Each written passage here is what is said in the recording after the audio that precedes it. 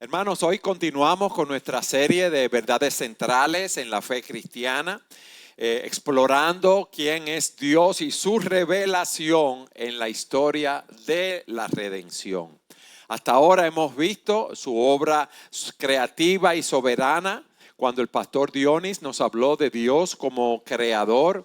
Hemos reflexionado también en nuestra condición, en nuestra caída, en el pecado que nos predicó el pastor Rafael. Vimos que Dios es un Dios de justicia y misericordia, que detesta la injusticia y extiende misericordia a personas como nosotros. También que Dios ha provisto un sustituto en respuesta a nuestra incapacidad para salvarnos a nosotros mismos. Y hoy, en este mensaje, nuestro enfoque se desplaza, podemos decir, a otro aspecto. Queremos hablar del Dios de la ley, de Dios como legislador. Y hoy vamos a empezar viendo esto en Éxodo capítulos 19 y 20. Vamos a ver cómo Dios establece su santa ley, no solo como una guía en la vida de su pueblo, sino que Él nos revela también su carácter. Es verdad que Dios da su ley como un medio de condenación, pero también es un reflejo de su santidad, de su justicia y de su fidelidad. En esa ley moral de Dios, en esa ley, en los 10 mandamientos, Dios nos muestra los valores fundamentales que Él quiere ver en su pueblo, porque son valores que reflejan el corazón de Dios. Vamos a ver cómo esta ley fue dada a Israel y cómo Israel, al igual que nosotros, no hemos podido cumplir esa ley. Porque esa ley no solamente nos presenta esas características de santidad, de justicia, de bondad, de misericordia de Dios, sino también que nos presenta nuestra propia debilidad y nuestra incapacidad para nosotros poder cumplir esa ley y la necesidad que tenemos también de un Salvador. El mensaje de hoy lo hemos titulado El Dios de la Ley. Y yo quiero que ustedes me acompañen, por favor, a Éxodo capítulo 19. Para ponerlo en contexto, los primeros 18 capítulos del Éxodo relatan cómo Dios liberó a Israel de Egipto luego de 430 años de esclavitud que tuvieron allí bajo la mano dura de Faraón. En su gran misericordia, Dios rescata a su pueblo, los lleva de esa esclavitud, de esa cautividad hacia el desierto, con el propósito de que adorasen en el monte Sinaí, en este caso, como vamos a ver cuando ellos llegan allí. Recuerden que Dios había visto la opresión que tenía el pueblo de Israel bajo la opresión egipcia, y Él le había dicho a Moisés que él iba a rescatar a ese pueblo. Ese pueblo ha sido rescatado y ahora en Éxodo 19 vemos cómo ellos finalmente llegan a ese monte, al monte Sinaí. Y muchos, consideran que este es uno, dígame bien, de los capítulos más importantes de la Biblia. ¿Por qué? Porque Éxodo 19 prepara el contexto para la entrega de la ley que vamos a ver en Éxodo 20. No es solamente un pasaje histórico, escúchenme bien, hermanos, sino que allí se nos habla de la gracia, que allí se nos habla del pacto y luego sigue la ley como un punto crucial para nosotros hoy en día. Y comprender este capítulo y el capítulo 20, que sí lo conocemos mucho porque allí vemos los 10 mandamientos, es algo esencial para nuestra fe. Una pregunta, ¿quiénes lo habían visto así? El capítulo 19 de Éxodo. ¿Eso tiene importancia? Sí, lo vamos a ver ahora. Fíjense lo que dice Éxodo 19. Al tercer mes de la salida de los israelitas de la tierra de Egipto, ese mismo día llegaron al desierto de Sinaí. Salieron de Refidín, llegaron al desierto de Sinaí y acamparon en el desierto. Allí, delante del monte, acampó Israel. Moisés subió hacia Dios y el Señor lo llamó desde el monte y le dijo: así dirás a la casa de Jacob y anunciarás a los israelitas: ustedes han visto lo que he hecho a los egipcios y cómo los he tomado sobre alas de águila y los he traído a mí. Ahora pues, si en verdad escuchan mi voz y guardan mi pacto, serán mi especial tesoro entre ustedes los pueblos, entre todos los pueblos, porque mía es la tierra. Ustedes serán para mí un reino de sacerdotes y una nación santa. Estas son las palabras que dirás a los israelitas. Fíjense cómo Dios obra las cosas. Al tercer mes de la salida de los israelitas de la tierra de Egipto, llegan al desierto de Sinaí. El tercer mes, aproximadamente 50 o 60 días luego de haber cruzado el Mar Rojo. Fíjense cómo Dios tiene control de cada cosa. Porque pudo haber dicho, bueno, llegaron allá y no haber dicho cuándo. No, Dios tiene un plan, Dios tiene un propósito en cada cosa que hace en nuestras vidas y en todo el mundo. Y fíjense el lugar a donde llegan, al monte Sinaí. Yo estaba leyendo del pastor Ligon Duncan, que él es un erudito en el Antiguo Testamento, y él decía que ellos duraron allí 11 meses. 11 meses no es ni un año, ¿verdad? ¿Cuántos años duraron en el desierto? 40 años, ¿verdad? Si usted multiplica 38, 40 años, vamos a ver los 40 años, 40 por 12, ¿cuánto es? 4 por 12, ¿cuánto es? 480. ¿Qué pasó? 480 meses. Y allí duran solamente 11 meses. Sin embargo, en esos 11 meses se escriben los libros de Éxodo, Levítico y Números hasta el capítulo 10. O sea que miren la importancia de estos pasajes. Si uno divide 11 entre 480, da como un 2% solamente. Pero miren cómo Dios obra todas las cosas. Esos eventos de esos 11 meses poseen un peso muy grande en las Escrituras. Ahora, la pregunta que yo les hago a ustedes: ¿y por qué tanto énfasis en esa reunión? ¿Por qué ese detalle al tercer mes? Y se paran, ¿verdad?, a acampar frente al monte Sinaí. ¿Por qué es tan importante esa reunión? Porque Dios iba a entregar su ley a su pueblo. Y esa ley, en ese pacto, esa entrega, es el gran distintivo del pacto de Dios con Moisés. Si yo le dijera a ustedes que ese es un pacto de gracia, ¿quiénes me dirían sí? Vamos a ver. ¿Y quiénes me dirían no? Levanten la mano los que me dirían sí, ese es un pacto de gracia. Dios, ni no la levante. Mira, la levantaron pocas personas. Bueno, los que no la levantaron, levántenmela ahora. Los que no creen que es un pacto de gracia. No lo creen, no levántenla, no se asusten, hermano, porque estamos aquí para aprender. No lo sabemos. Ese es un pacto de gracia. Miren lo que pasa. Ustedes recuerdan, como yo dije, que Dios había oído el gemir de los israelitas que estaban bajo la mano de los egipcios.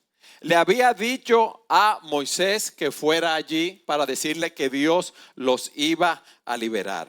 Pero ese pacto con Moisés es una continuación del pacto de gracia con Abraham en Génesis 12, donde Dios prometió bendecir a Abraham, hacer de él una gran nación y con él vendría bendición para todas las familias de la tierra. Es un pacto de gracia, mis hermanos, y se lo voy a explicar por qué.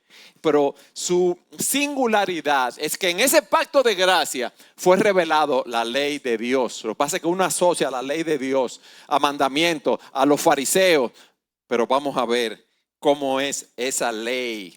Esa ley revelada allí en Éxodo, Levítico y Número, que se repite en Deuteronomio, nos dice mucho del plan de Dios. Nos dice mucho de esa ley que fue establecida por Él, donde se establecen los principios fundamentales de la ley de una forma completa y definitiva. Entonces, ¿qué estamos viendo? Bueno, allí están ellos frente al monte, están allí acampando. Y miren lo que dice el versículo 3. Moisés subió hacia Dios y el Señor lo llamó desde el monte y le dice: así dirás a la casa de Jacob y anunciarás a los israelitas. Y en el versículo 4 usted ve lo que él le dice que tiene que decirle al pueblo. Ustedes han visto lo que he hecho a los egipcios y cómo los he tomado sobre las alas del águila y los he traído a mí. Eso es gracia, mis hermanos, y le voy a explicar por qué. Aquí Dios le está diciendo: mira, Moisés, recuérdale el juicio que vino sobre los egipcios. Ustedes vieron lo que yo hice con los egipcios. Yo mandé todas las plagas, como nos explicó el pastor Dionis. Los primogénitos de ellos murieron. Cuando el pueblo de Israel salió y lo venían persiguiendo, Dios abrió el mar rojo y destruyó al ejército de Faraón. ¿Para qué? Para liberar a su pueblo de la esclavitud. Pero recuerden eso, porque ¿qué diferencia había entre los egipcios y los israelitas? Los israelitas eran iguales de pecadores que los egipcios, no tenían nada diferente. La diferencia era la gracia y la misericordia de Dios obrando en la vida de ese pueblo. Recuérdale lo que yo le hice a los egipcios. Recuérdales en segundo lugar, no solamente el juicio que yo traje sobre los egipcios, recuérdenle la liberación que tuvieron ustedes, los israelitas. Yo lo tomé como sobre las alas de águila. Yo le pregunto a ustedes, 430 años, donde la mayor parte de esos años fueron de esclavitud. ¿Ellos tenían un ejército, los israelitas? No. ¿Ellos tenían un equipo especial terrorista para combatir a los egipcios? No. Y entonces, fue Dios que los liberó. Fue Dios, como hemos visto, que derrocó a Faraón en ese sentido. Fue Dios, como dije, que abrió el mar rojo. Pero le voy a hacer otra pregunta a ustedes. Nosotros estuvimos en el norte de México cuando estuvimos a principios en septiembre, el mes pasado. Y esa es una zona sumamente caliente en el área que se llama de Mexicali. Mis hermanos, son 40 y pico y 50 y pico de grados. Usted sale afuera y es un calorazo. Ahora imagínense ustedes estar en el desierto como estuvieron esos israelitas. ¿Quién le dio la comida en el desierto a ellos? ¿Quién le daba agua? Dios los protegió de sus enemigos. Esa libertad no fue ganada por ningún mérito propio. Fue un acto de misericordia de Dios. Yo lo cargué sobre las alas de las águilas. Y para ellos esa imagen tiene que haber sido algo hermoso. Las águilas, para enseñar a volar a su polluelo, ¿saben lo que hacen? Lo sacan del nido y lo tiran para abajo. Y ellas van y después lo agarran sobre sus alas y lo llevan. Y así está diciendo Dios a ellos: yo lo cargué a ustedes sobre alas de águila. Y así Dios nos ha cargado a nosotros, mis hermanos. No importa lo que estemos pasando en nuestra vida, no importa lo que estemos enfrentando, Dios está con nosotros. Y Dios nos lleva sobre las alas de águilas y nosotros no nos damos cuenta. Hubo juicio sobre los egipcios, hubo liberación, pero también se nos dice aquí la atracción de Dios de ellos: y los he traído hacia mí. Moisés, ve y predícale al pueblo. Lo vamos a liberar de la esclavitud egipcia. Dios es que nos atrae hacia Él. Dios fue que atrajo a los israelitas hacia Él. Entonces, estas tres frases: juicio, liberación y atracción, ¿de qué nos hablan? De gracia, mis hermanos. Eso es la gracia de Dios en nuestras vidas. O sea que antes de darle la ley al pueblo, Dios le está instruyendo a Moisés que le recuerde al pueblo su gracia salvadora. Y eso nos enseña que esa ley, como vamos a ver, nos enseña nuestra condición. Pero es una guía para nosotros, para el pueblo redimido de Dios, para que nosotros vivamos reflejando el carácter y el propósito de Dios, como vamos a ver en este mensaje. Pero miren lo que dice en el versículo 5. Si en verdad escuchan mi voz y guardan mi pacto, serán mi especial tesoro entre todos los pueblos, porque mía es toda la tierra. Ustedes serán para mí un reino de sacerdotes y una nación santa. Estas son las palabras que dirás a los israelitas. Pero aquí se nos dice que Dios establece una condición para el pueblo de Israel, para ser un tesoro especial de Dios. Ellos deben escuchar su voz y guardar su pacto. A simple vista, ¿qué parece? Que Dios está diciendo, si ustedes obedecen, yo los voy a bendecir. ¿No es así? Eso es lo que parece que está diciendo así.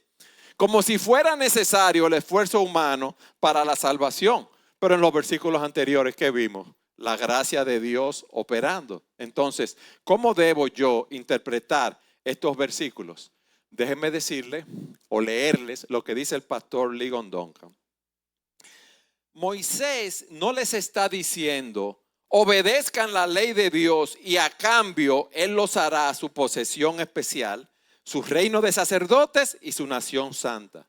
Ellos ya son todo eso, son su posesión especial, su reino de sacerdotes y su nación santa. Dios ya los ha protegido, los ha sacado de Egipto y los ha hecho su pueblo por gracia. Entonces la idea no es que al obedecer se conviertan en algo que aún no son. Moisés más bien les dice, guarden la ley de Dios y vivan de acuerdo con la identidad de lo que ustedes son, de lo que Dios ya les dio.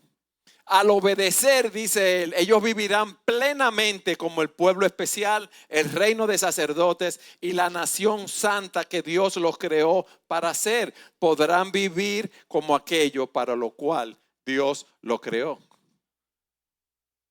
Eso es lo que se nos está diciendo. Vive de acuerdo a lo que tú eres, porque ya tú tienes la vida que yo te he dado a ti, al creyente en Jesucristo. ¿Y cuál fue la respuesta del pueblo? Éxodo 19, 7 y 8. Entonces Moisés fue y llamó a los ancianos del pueblo y expuso delante de ellos todas estas palabras que el Señor le había mandado. Y todo el pueblo respondió a una y dijo, haremos todo lo que el Señor ha dicho. Y Moisés llevó al Señor las palabras del pueblo. El pueblo ha sido liberado por la poderosa mano de Dios. Dios establece un pacto de gracia con Israel para que fuera una nación distinta a las demás naciones. Hemos visto que esa gracia es anterior a la entrega de la ley. Y esa gracia, hemos visto, es lo que nos permite a nosotros, los creyentes, obedecer la ley de Dios. En segundo lugar, luego de que Dios ha hablado al pueblo, como hemos visto, como rey y como legislador, Él les entrega la ley en Éxodo 20. Y la pregunta que hacemos es, ¿cuál es el propósito de la ley?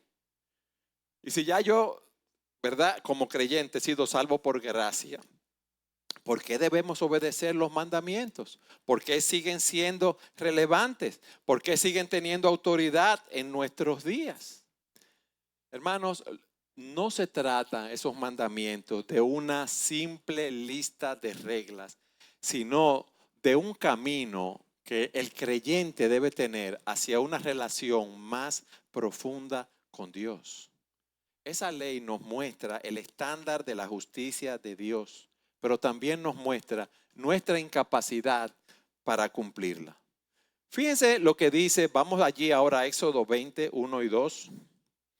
Dice la escritura, entonces Dios habló todas estas palabras. Yo soy el Señor tu Dios, que te saqué de la tierra de Egipto, de la casa de servidumbre. Aquí vemos cómo esa ley refleja ese carácter de Dios. Yo soy el Señor tu Dios. Yo soy el que te saqué. Yo soy el que he hecho esas obras portentosas, que te saqué de la casa de Egipto, que te saqué de esa tierra de servidumbre. Yo soy el Dios soberano. Yo soy el Dios de gracia. Yo soy el Dios que obra redentoramente. Esa ley nos revela ese carácter santo de Dios, de su justicia, su fidelidad, su verdad, su amor. Esa ley no es algo arbitrario. En segundo lugar, esos mandamientos son únicos o permanentes. Fíjense cómo esa ley moral de Dios, esos 10 mandamientos, se nos dice que fueron escritos en tablas de piedra. ¿Y cómo lo escribieron? ¿Cuál fue la pluma que se utilizó para eso? El dedo de Dios, indicando su importancia. ¿Por qué? Porque esos mandamientos, óigame bien, refleja el carácter inmutable de Dios. Esa ley refleja también, está destinada a guiarnos a nosotros por todas las generaciones. En Deuteronomio 5:22 dice algo muy interesante. Dice lo siguiente: estas palabras habló el Señor a toda su asamblea en el monte, de en medio del fuego, la nube y la densa oscuridad, con gran voz, y no añadió más. Las escribió en 2 tablas de piedra y me la dio. ¿Ya? No hace falta más nada en ese sentido, en cuanto a los 10 mandamientos, en cuanto a esa ley moral. Pero también había una ley civil, había una ley ceremonial, y dice el pastor Duncan lo siguiente. Ahora bien, la ley civil que regía al pueblo de Israel y la ley ceremonial puede cambiar, porque Dios dio esas leyes para situaciones, circunstancias y propósitos específicos, pero no su ley moral. Su ley moral obliga a todos para siempre. Por lo tanto, como la ley moral, dice él, se basa en quién es él, quién es Dios, y se basa en su carácter, y su carácter no cambia. Entonces la justicia es la misma en el Nuevo Testamento que en el Antiguo Testamento. Mis hermanos, nosotros vivimos en un mundo que quiere redefinir lo que es la moralidad. Y cada quien quiere hacer las cosas como bien le parece, pero Dios nos ha dado una ley y esa ley está ahí y esa ley es permanente. Esa ley es conforme a como es el carácter de Dios. Dios no cambia, Dios es inmutable. Entonces esa ley moral es inmutable, es lo que nos está diciendo. Esa ley es el estándar divino para todos los países, para todas las naciones, para todos los sistemas morales en toda la tierra. Pero esa ley moral va más allá de los 10 mandamientos. Hay principios morales que se reflejan en las escrituras en el Antiguo y en el Nuevo Testamento. Por ejemplo, en Levítico 19 se nos dice que nosotros debemos amar a nuestro prójimo. En Proverbios y en los Salmos tenemos enseñanzas en cuanto a la justicia, la integridad, el respeto a los demás. Los profetas que predicaron cómo debemos ser. Hay justicia de parte de Dios y misericordia hacia los oprimidos. En el Sermón del Monte, ¿qué se hace? Se expande la ley moral, diciéndonos que esa obediencia a la ley debe ser algo de corazón y no algo externo como tenían los fariseos. Entonces, esa ley, mis hermanos, es un reflejo del carácter de Dios. Esa ley es una ley inmutable para todas las naciones, para todo el mundo. Pero esa ley, en tercer lugar, es una guía para nosotros los creyentes para vivir como un pueblo santo. Muchas personas piensan que van a ser salvos por cumplir la ley de Dios. Y la salvación es por la gracia de Dios, por medio de la fe. Dios había escogido a Israel como un pueblo especial para él. Pero los israelitas de ese pueblo que se rebelaron y no confiaron en las promesas que Dios le había dado de un Salvador, están en una condenación eterna. No todos fueron salvos, mis hermanos, en ese caso. Entonces, esa ley es una guía para que nosotros vivamos como un pueblo santo. ¿Para qué? Para que reflejemos el carácter y la santidad de Dios. Tú y yo ya nos hemos arrepentido de nuestros pecados. Hemos visto nuestra condición sin Cristo, que íbamos camino a una condenación eterna. Y hemos confiado en Él para salvación. La salvación se recibe por medio de la fe en Cristo. Pero la ley es el estándar de vida que honra a Dios. Y al cumplir los mandamientos, no solamente mostramos nuestro amor y gratitud hacia Él, sino que también vivimos en paz con los demás. Y mostramos al mundo lo que significa vivir o pertenecer al pueblo de Dios. Por eso, los primeros 4 mandamientos guían cuál debe ser nuestra relación con Dios. ¿Qué nos dice? No tengas dioses ajenos delante de mí. No te hagas ídolos ni los adores en segundo lugar. No tomes el nombre de tu Dios en vano. Acuérdate del día de reposo para santificarlo. ¿Qué nos dice eso? El lugar supremo que debe tener Dios en nuestras vidas. Y cómo nosotros podemos fortalecer nuestra relación con Él. Los otros 6 mandamientos se centran en nuestra relación con los demás. Nos enseñan cómo somos guiados a vivir en justicia, cómo somos guiados a vivir en respeto, cómo somos guiados a vivir en amor. Honra a tu padre y a tu madre. El quinto, no matarás, no cometerás adulterio, no hurtarás, no darás falso testimonio contra tu prójimo, no codiciarás nada que sea de tu prójimo. Estos principios fomentan la paz, la justicia en nuestra comunidad y reflejan, óyeme bien, qué es lo importante, el carácter de Dios en nuestras relaciones. Reflejan el carácter de Dios en nuestras relaciones. Dios nos da esos mandamientos, esa ley, para que nos guíe, para vivir en santidad, porque ya nosotros pertenecemos a Dios. Para nosotros eso no es una carga, para nosotros es nuestra respuesta a la gracia que Dios nos ha mostrado. Es un testimonio de nuestra identidad en Cristo, de que nosotros somos hijos de Dios y vivimos de esa manera. Y por eso, mis hermanos, para nosotros no es una carga reflejar el carácter de Dios en cada oportunidad que tenemos de cumplir sus mandamientos. Es una respuesta de gratitud. Hasta aquí hemos visto en segundo lugar que la ley de Dios es un reflejo del carácter santo y perfecto de Dios, que Él demanda obediencia porque Él es el creador y soberano, pero también esa ley, en tercer lugar, nos muestra nuestra pecaminosidad porque nadie puede cumplirla a la perfección, y eso nos lleva a nuestro tercer punto. ¿Cuál fue el primero? Vimos a Dios como rey y como legislador. En segundo lugar, vimos la ley como un reflejo del carácter de Dios. Y ahora vamos a ver nuestra incapacidad de cumplir la ley. Israel era el pueblo elegido, pero no pudo cumplir la ley.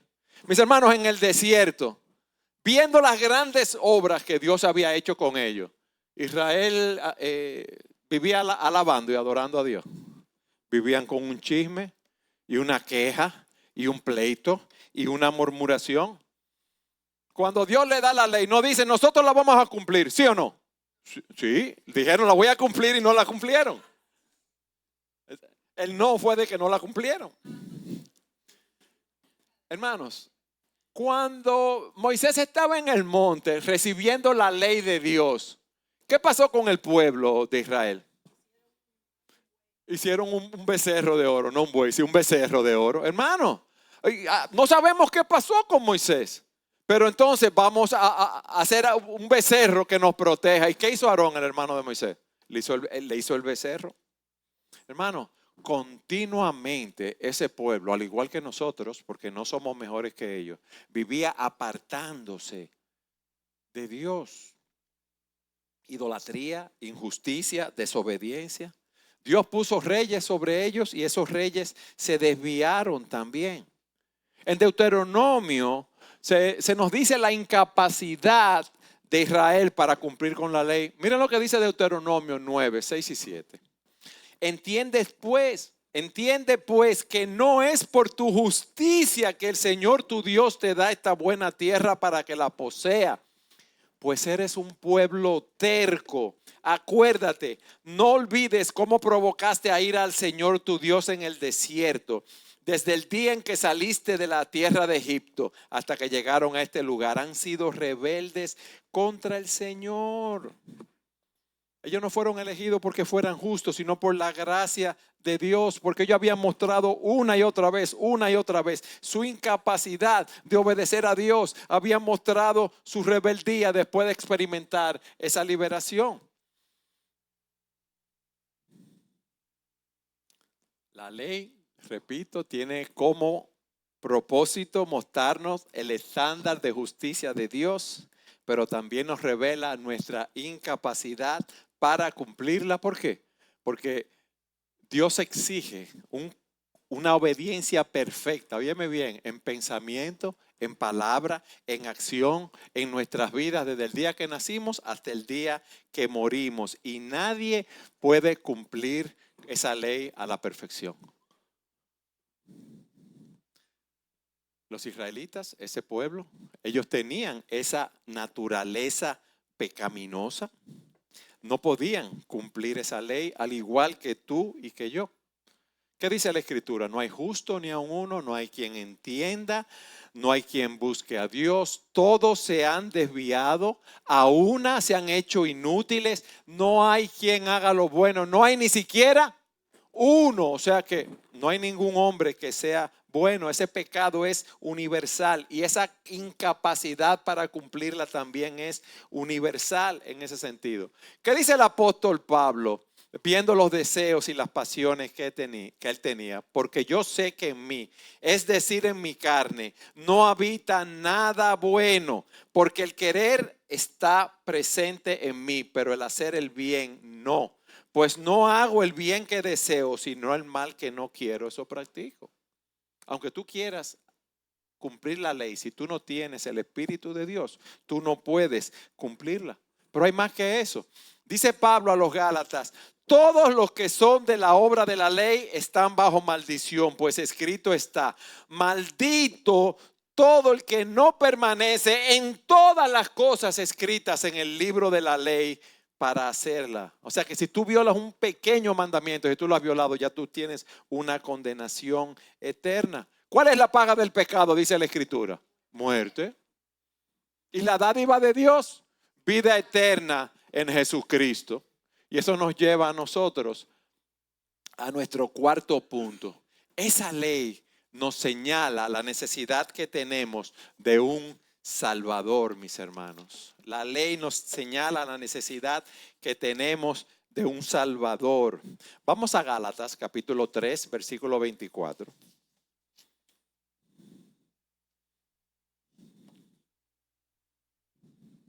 Miren lo que dice Gálatas 3:24. De manera que la ley ha venido a ser nuestro ayo para conducirnos a Cristo, a fin de que seamos justificados por la fe. Yo veo esa ley, yo veo que yo no puedo cumplir la ley. Esa ley me señala a un Salvador. Yo quiero obtener esa salvación, yo quiero estar bien con Dios, yo quiero obtener esa justicia, pero yo no la puedo alcanzar. Esa ley es un ayo, es un tutor, me instruye para que yo vea la necesidad de un Salvador. Esa ley me confronta con mi pecado. Esa ley me dice que yo no puedo alcanzar esa justicia por mi propia fuerza. Y esa ley me lleva entonces a Cristo. Cristo, mis hermanos, es el cumplimiento de la ley. Vayan conmigo a Mateo capítulo 5, versículo 17.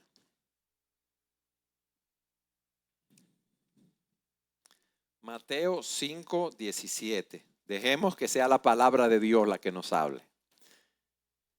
El Señor dice: no piensen que he venido para poner fin a la ley o a los profetas.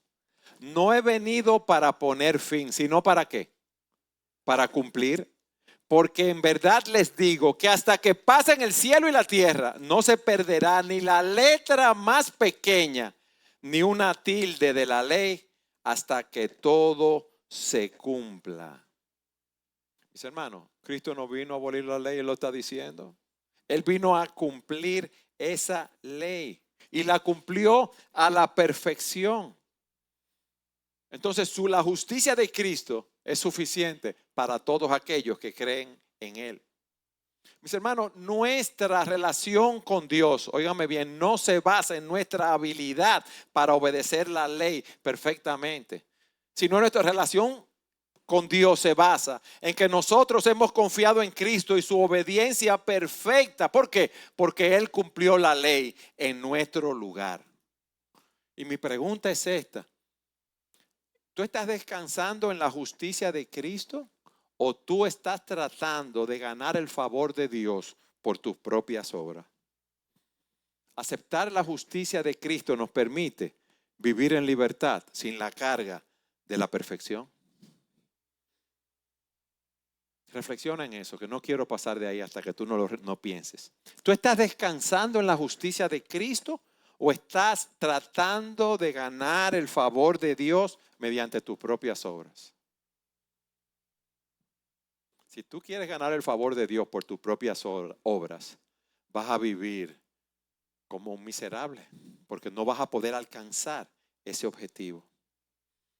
Hebreos capítulo 8, versículo 6 en adelante nos enseña, mis hermanos, que nuestra justicia es Cristo. Que Cristo es el mediador de un nuevo y mejor pacto. Que Él cumple la ley en nuestro lugar. Que Cristo nos otorga su justicia. Que Él es nuestro sumo sacerdote. Que Él es nuestro abogado, a quien podemos ir en confesión de nuestros pecados. Que Él cumplió esa ley perfectamente y por eso nos concede, óyeme bien, una relación con Dios basada en la gracia. No en ningún mérito, no en ninguna obra que nosotros podamos realizar. A través de Cristo, tú y yo hemos recibido una justicia que no es nuestra, que nos permite vivir en paz con Dios. Por eso dice Hebreos. Pero ahora Jesús ha obtenido un ministerio tanto mejor. ¿Por qué? Por cuanto Él es también el mediador de un mejor pacto establecido sobre mejores promesas.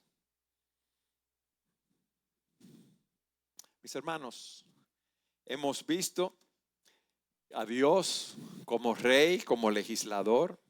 Hemos visto cómo esa ley es un reflejo del carácter de Dios. Hemos visto nuestra incapacidad para cumplir la ley. Hemos visto cómo esa ley nos guía como un ayo a Cristo y cómo Cristo es nuestra justicia. Yo quiero que reflexionemos ahora en los minutos que nos quedan en unos cuantos planteamientos que voy a hacer. Mis amados, así como Dios se reveló a Israel como rey y legislador, nosotros debemos reconocer la autoridad de Dios en nuestras vidas. Y eso implica someter cada área de nuestras vidas a la dirección de Dios. Y yo te pregunto a ti, eso es algo que tú debes hablar con Dios. ¿Qué aspecto de tu vida necesitan alinearse con la voluntad de Dios? Hay áreas de tu vida donde tú estás viviendo conforme a tus propias normas en lugar de las normas de Dios. Hermanos, nosotros recordemos que nosotros obedecemos porque la gracia de Dios ha operado en nuestras vidas. Recuerden cómo Dios le explicó al pueblo de su gracia y luego les dio la ley. Esa ley, cuando la obedecemos, muestra esa obra que Cristo ha hecho en nuestras vidas, la relación que tenemos con Él, el agradecimiento que tenemos hacia Dios con nuestra obediencia. Ahora yo te pregunto, ¿de qué maneras estás tú mostrando tu gratitud a Dios a través de la obediencia? Mi amado, mi amada, para ti el obedecer a Dios es una carga o es una forma de honrar a Dios por la gracia que Él ha aplicado a nuestras vidas. Debe ser un deleite, mis hermanos. ¿Qué tanto nosotros estamos reflejando el carácter de Dios a través de esa obediencia diaria? Pero vamos a reflexionar. Hay algunas áreas de nuestras vidas en las cuales podemos reflejar mejor todavía el carácter de Dios a través de nuestra obediencia a la ley. Pero te voy a decir algo más. ¿Estás tú viendo los mandamientos como restricciones o tú ves los mandamientos como oportunidades para honrar a Dios? Tú estás obedeciendo a Dios con un corazón agradecido, reconociendo su gracia en nuestra vida. No importa lo que digan, no importa lo que piensen los demás de nosotros y la manera como estamos actuando. ¿Qué tanto nosotros estamos reconociendo la dependencia de la gracia de Dios en nuestras vidas. ¿Qué quiero decir con esto? Hay áreas de tu vida donde tú estás tratando de ganar la aprobación de Dios por tus obras. Esa relación, recuerda, es un regalo de la gracia de Dios, no por nuestras obras. ¿Qué tanto te está guiando la ley de Dios hacia Cristo cada día? O sea, cuando tú ves tus faltas, tus iniquidades, tus pecados, uno se abruma por su pecado. Pero también vamos a verlo como una oportunidad para acercarnos a Cristo. ¿Por qué? Porque dice la Escritura que si confesamos nuestros pecados, Él es fiel y justo para perdonarnos y limpiarnos de toda maldad. Y gloria a Dios por eso, Cristo cumplió esa ley a la perfección, la ley que yo no he podido cumplir. Por lo tanto, hay perdón en Él para que sea reverenciado. Hermanos, debemos evitar el legalismo y saber también que la verdadera justicia es la que brota del corazón. Yo te pregunto, ¿tu obediencia a Dios es genuina o es para cumplir con las apariencias externas? Para quedar bien delante de los demás. Cristo es nuestro sumo sacerdote. Cuando tú peques, ve inmediatamente a la presencia de Dios. No te alejes de Él. Mis hermanos, también nosotros debemos vivir en gratitud y humildad por la gracia recibida. Cada vez que obedecemos esa ley, es una expresión de gratitud a Dios, recordando la obra que Cristo realizó por nosotros en la cruz del Calvario, el perdón que Él nos ha dado, su gracia. Nosotros somos incapaces de cumplir la ley, pero Dios proveyó un Salvador en Cristo. Y hoy, quizás tú estás aquí y tú no conoces al Señor. Y Dios te dice que tú debes reconocer tu condición, que tú debes reconocer tu necesidad de Cristo, de ese que cumplió la ley de una manera perfecta para llevarnos a Dios. Pero tú quieres vivir como a ti te parece. Tú quieres vivir tu propia vida. Y Cristo hoy te está diciendo que Él es el camino, que Él es la verdad, que Él es la vida. Y nadie va a llegar al Padre si no es por Él. Que no hay un nombre dado a los hombres bajo el cielo en el cual podamos ser salvos, solamente en el nombre de Jesús. Y Cristo te está diciendo hoy, ven a mí para que tú encuentres paz y descanso para tu alma. Mis hermanos, y nosotros los creyentes lo hemos encontrado hace mucho, pero tenemos que apropiarnos de esa verdad que vemos en las Escrituras. Debemos apropiarnos de ese Dios que es Rey, que es soberano, que es legislador también, que antes de darnos esa ley nos dio su gracia y que vivamos en conformidad con esa gracia. Amén.